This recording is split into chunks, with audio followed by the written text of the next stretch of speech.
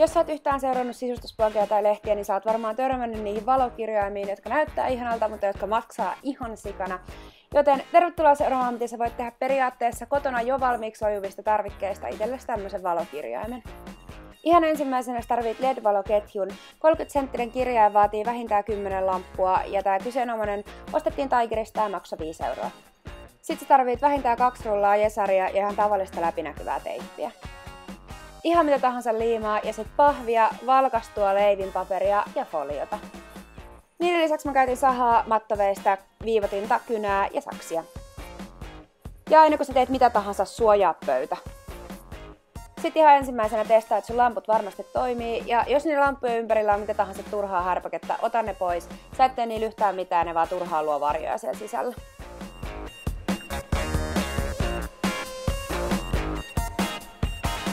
Sitten sä voit alkaa luonnostelemaan sitä sun kirjainta pahville. Mä suosittelisin tekemään semmosen noin 30-senttisen, koska silloin sun leivinpaperi varmasti on sopivan kokoinen, eikä sinne jää mitään turhia varjostavia rajoja, kun sä alat teippaamaan. Mutta esimerkiksi mun H on melkein 45 senttiä, eli semmosenkin voi vielä tehdä. Mittaa se kohta, mihin sä aiot laittaa sen kirjaimen, ja mieti sitten, että minkä kokoisen siitä oikeasti haluat tehdä.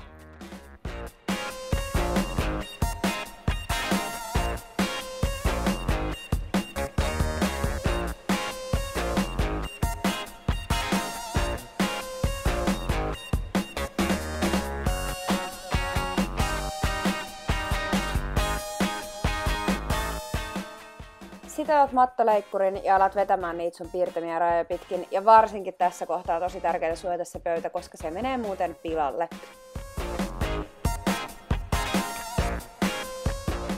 Jos sä et saanut sillä mattoleikkurilla ihan sinne loppuun asti, niin käännä se pahvi vaan ympäri. Siellä näkyy jonkinnäköisiä rajoja.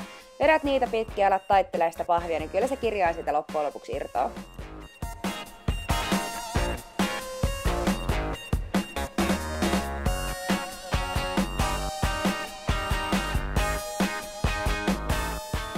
Sitten sä voit alkaa pohtimaan, että minkä paksuisen sä haluat siitä kirjaimesta. Mä tein noin 5-senttisen, mutta sä voit tehdä myös paksumman. Hirveästi ohuempaa ei kannata tehdä, koska muuten se kirjain ei vaan pysy enää pystyssä. Sitten sä voit käyttää sitä ensimmäistä palaa, minkä sä leikkasit mallina leveydelle. Ja sit vaan leikkaat ja piirrät niin pitkään, että sulla on jokaiselle reunalle pala.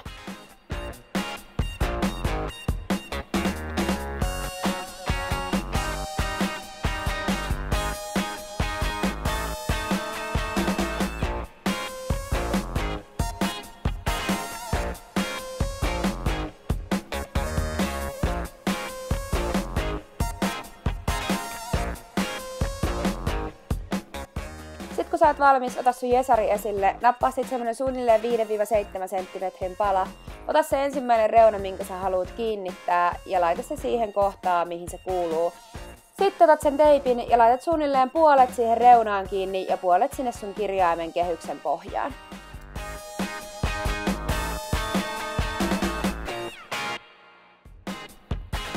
Sitten otat jesarista uudelleen suunnilleen samankokoisen palan ja pistät sen sitten siihen reunaan ja sitten sinne kehyksen sisäpuolelle niin, että se jesari varmasti tukee sitä reunaa molemmilta puolilta.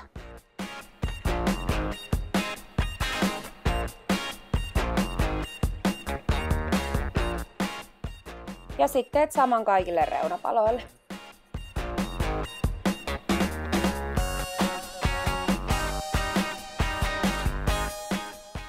Ne reunat kannattaa vielä kiinnittää toisinsa jesarille sieltä kulmista, ihan vaan antamaan lisätukea sille kehykselle.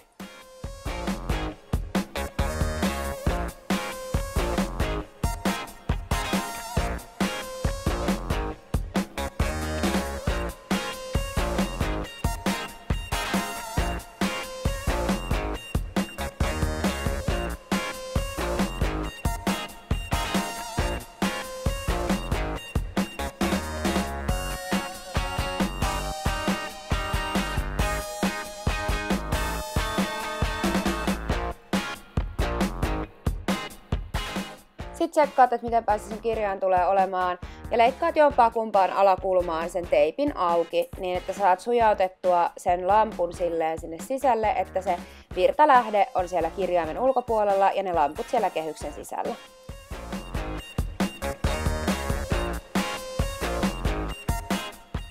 Ja lopuksi teippaat sen kulman uudestaan jesarilla kiinni.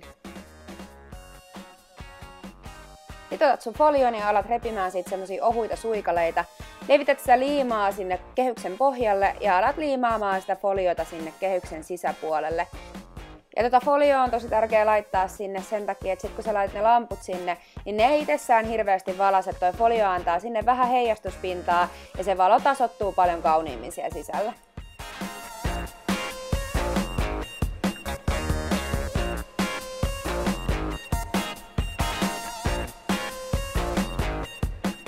Sitten mä suosittelen laittamaan ne lamput päälle, niin näet vähän mitä teet. Ja sitten sillä läpinäkyvällä teipillä alat teippaamaan tasaisin välimatkoon niitä LED-valolamppuja siihen pohjaan kiinni.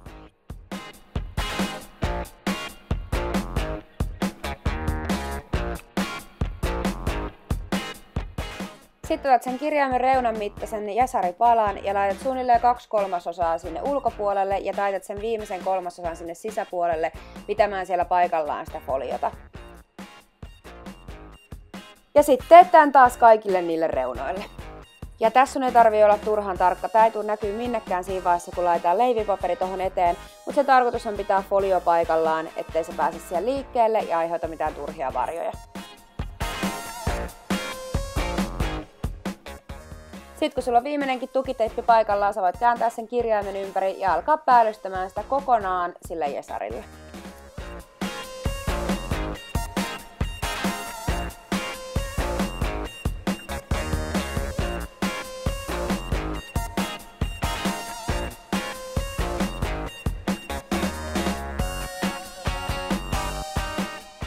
Vaihtoehtoisesti sä voit päällystää sen vaikka liimaamalla siihen päälle jotain kivaa lahjapaperia, mutta mä en ole vielä tässä vaiheessa testannut sitä, joten mä en voi luvata, että onnistuuko se tai että miltä se näyttää.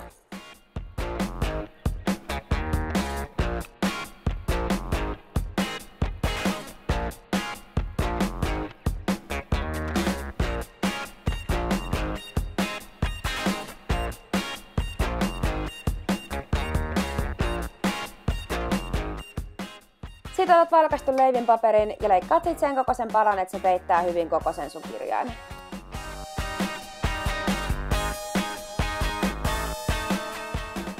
Sitten asetat sen leivinpaperin reunan sinne sun kirjaimen pisimpään reunaan ja laitat siihen jesaria noin sen 1/3 kiinni siihen leivinpaperiin ja sitten loput taitat sinne kehykseen kiinni. Ja tässä vaiheessa sytytä sun lamput ja katso, että se valaisee tasaisesti, koska nyt sä voit vielä nostaa sen leivinpaperin siitä tieltä pois ja asetella niitä lamppuja uudestaan, koska sit kun se leivinpaperi on siinä, niin sit se tuhoutuu, jos sä alat sitä liikuttamaan.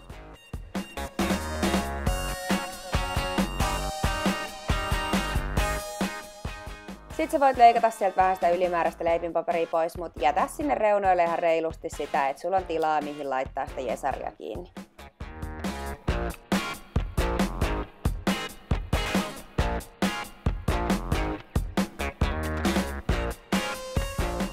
Sitten otat sen jesaria taas ja jälleen 1/3 suunnilleen sinne kiinni leivinpaperiin ja loput taitat sinne alas. Ja nyt mä suosittelen, että yrität koskea mahdollisimman vähän siihen jesariin, ettei siihen tule mitään ylimääräisiä rasvoja. Se tarttuu muutenkin tosi huonosti kiinni leivinpaperiin ja se vielä pahentaa sitä tilannetta, jos sä kosket siihen teippipintaan.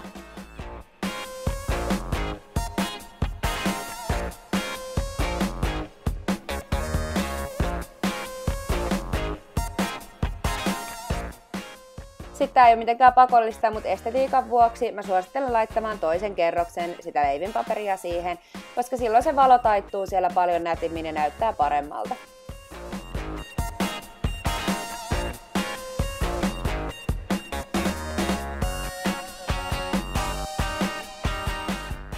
Sitten kun sulla on viimeinen teippipala paikallaan, niin sulla todennäköisesti on siellä kulmissa semmosia pieniä valkoisia kohtia, minne se teippi ei ole yltänyt, niin jesarin paloilla sä voit täyttää ne kohdat niin, että se kehys on ehjä.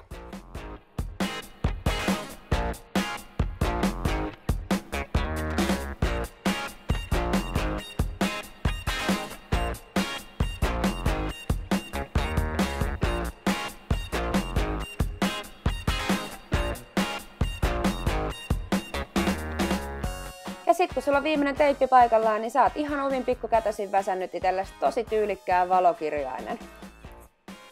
Ihan viimeisinä vinkkeinä mä sanon sen verran, että sä voit käyttää tuolla sisällä ihan mitä tahansa sun kämpäs lojuvia jouluvaloja. Mutta mä suosittelen kuitenkin pistämään sinne selle tommoset, mitkä toimii paristoilla, niin silloin se ei ole sidoksissa mihinkään seinässä olevaan pistorasiaan. Ja isoimmillaankin toi on niin kevyt, että sä voit pistää sen ihan vaikka jesarilla kiinni seinään ja se pysyy siellä tosi hyvin.